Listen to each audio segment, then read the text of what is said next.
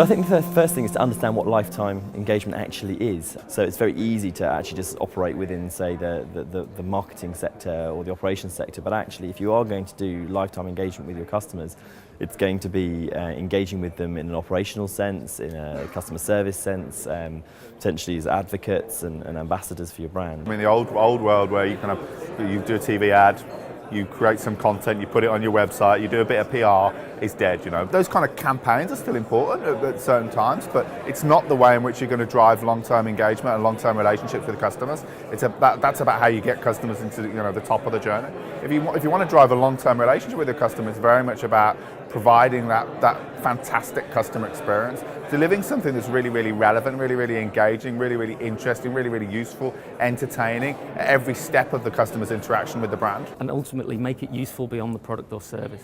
If you do that and actually focus on the customer experience other than continuously just marketing for new customers, that's how you'll build lifetime customer value. So many companies are actually looking at the customer acquisition process as finishing when they made the sale, when actually I think it starts when you make the sale.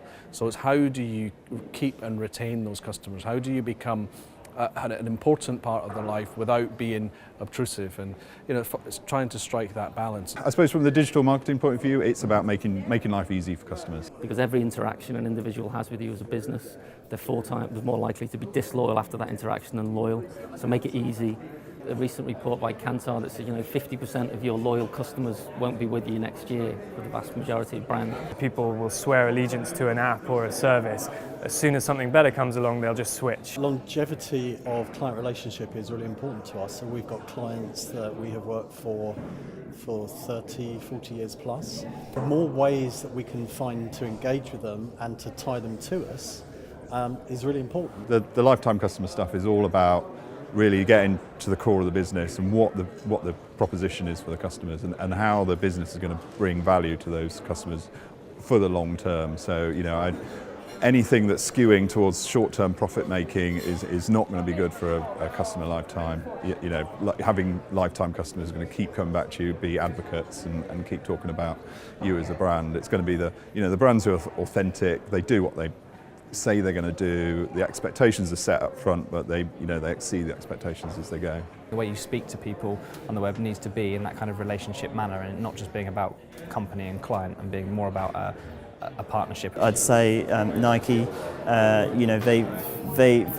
not about selling, trainers and so on. They're really a lifestyle brand, and they're trying to get people to buy into Nike as a partner in their world. But that brand association with lifestyle really connects for a lifetime, and that's exactly what they're doing and doing successfully.